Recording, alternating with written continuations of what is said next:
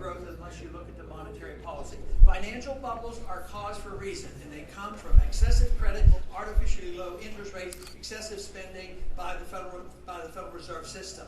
So if we want sound economic policy, we have to address that subject.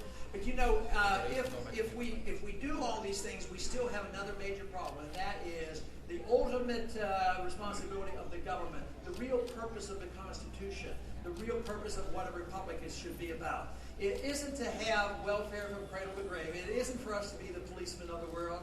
But the government, the limited government that we should have in a constitutional republic, should be designed to protect our liberties and nothing else. That should be the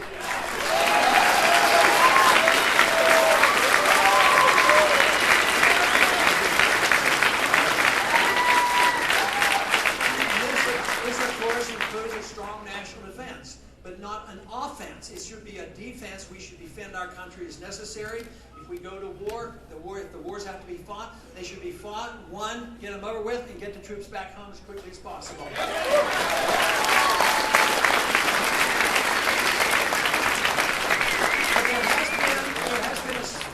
A steady erosion of personal liberties in this country, and that is what we've been so careless about. But that's been going on for a long time. It got especially bad in the last 10 years or so. 9/11 helped create this. That was a terrible, terrible day, but I think the assessment was wrong, because the assessment was it had something to do with Iraq. And so therefore, they used 9/11 as an excuse to go to Iraq, invade Iraq, fight a war there as well as Afghanistan. And that was not the cause. Al-Qaeda was not in Iraq, and they had no weapons of mass destruction, and that attitude is continued to this very day, because there are a bunch of people up in Washington right now and other candidates think that we can't wait till we go into Syria and into Iran. That makes no sense. We can't afford it. It won't help it. It won't do it.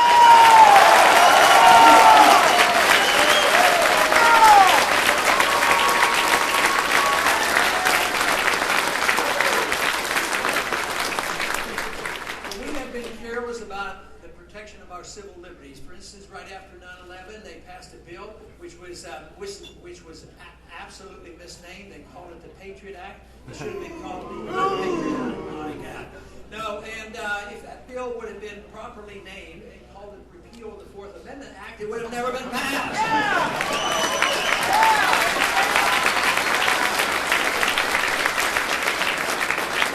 So it is the Patriot Act that allows our government agents to invade our premises in our houses and invade our internet, our emails, and whatever they want to look at without a proper search warrant. Something the founders explicitly fought a revolution on and put it in the Fourth Amendment, the right of privacy. Today we have it turned upside down. We don't have privacy, but we have too much secrecy in government. We need much more openness of government and much more protection of our privacy.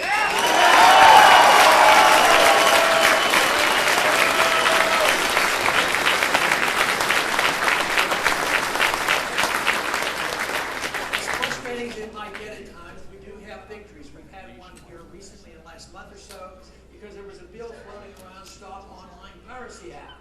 And this was an effort for the federal government to take over control of the internet. But a lot of people like you got word of it and sent a message, and Washington, even though they had majority votes in both the House and the Senate, once they heard from the people, they withdrew those bills, they took them off, and they are no longer pushing through the Congress.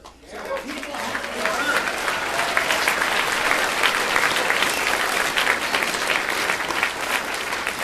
And besides, how are we going to spread our message without the internet?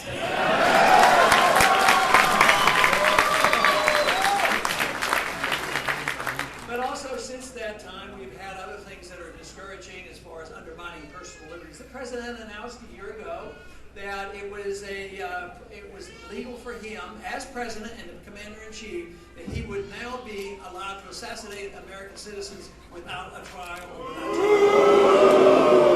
And to prove that point, he's done it on 3 occasions. So that is the law according to the president. And when they asked him about this, where does it say in the Constitution you can assassinate an American citizen?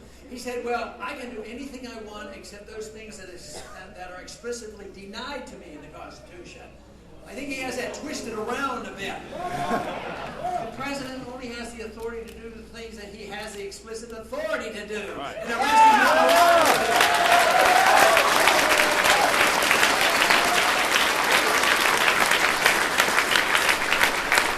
Which means a president, and I promise to be that type of president, I will not legislate by executive orders. I use the executive orders to repeal all those executive orders.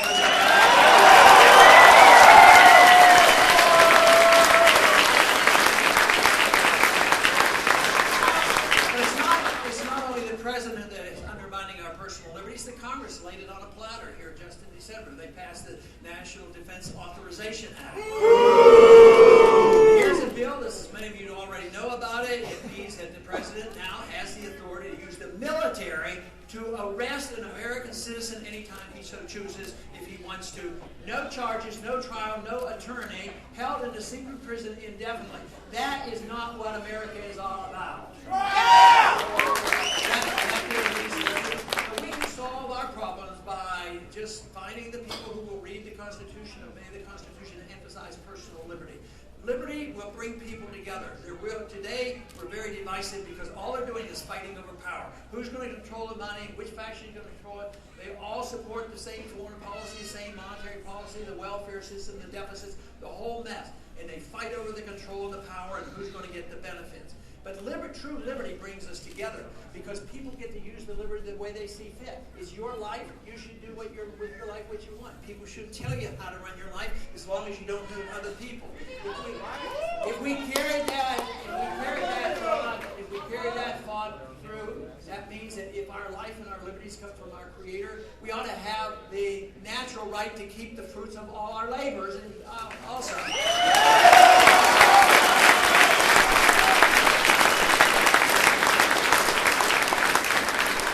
If we see people as individuals and not in groups, groups should never be punished because they belong to a group, and groups should not have any benefits because they belong to a group. But all of us should come together, no matter how diverse we are, because there will be a difference in how we use our liberty, how we want to spend our money, what our social values are, what church we go to. So we should all come together in the defense of liberty, and then we should be left alone, and government should butt out of our lives and off our backs.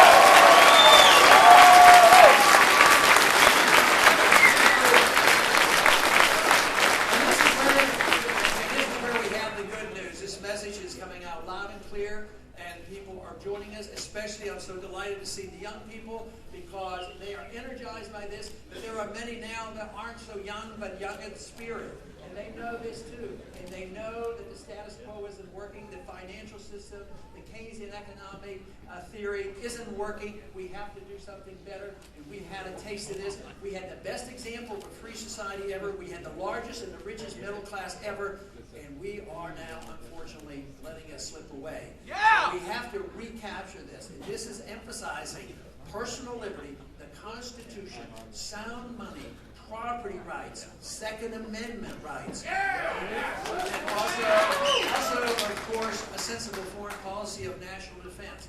That is the only alternative to what we have today. If you seek, as I do, peace and prosperity, it can be found by restoring the great values of this country. And if we do that, I'll tell you what, the whole world will benefit. So often today they believe that so many want to promote our presence around the world because they say that we are an exceptional nation. We are, and we have been. But you can't push your exceptionalism on other countries by force. You can't go invade and bomb people and say, we're exceptional, you live the way we do.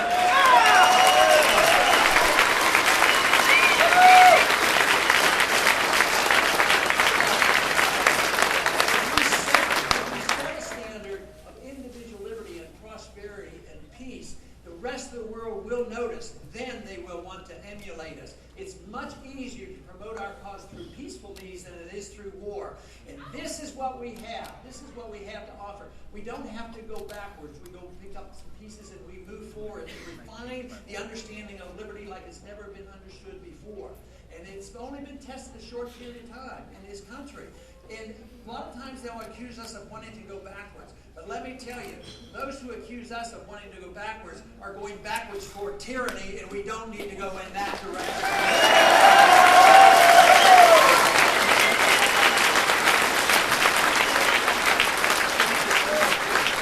So I don't think it's difficult to define the problems. I think the answers can be found, and this is what we're all about today.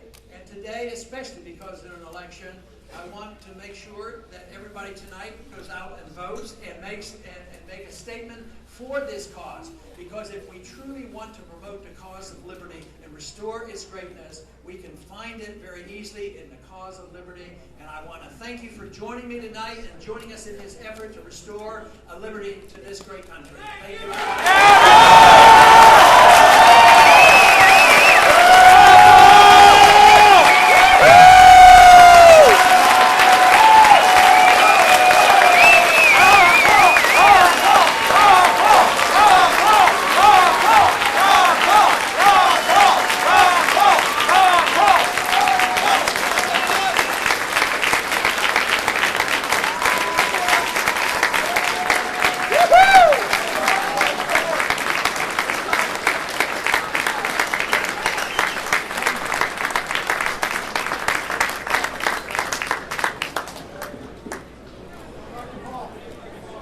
Big Republican thank you to all our speakers tonight.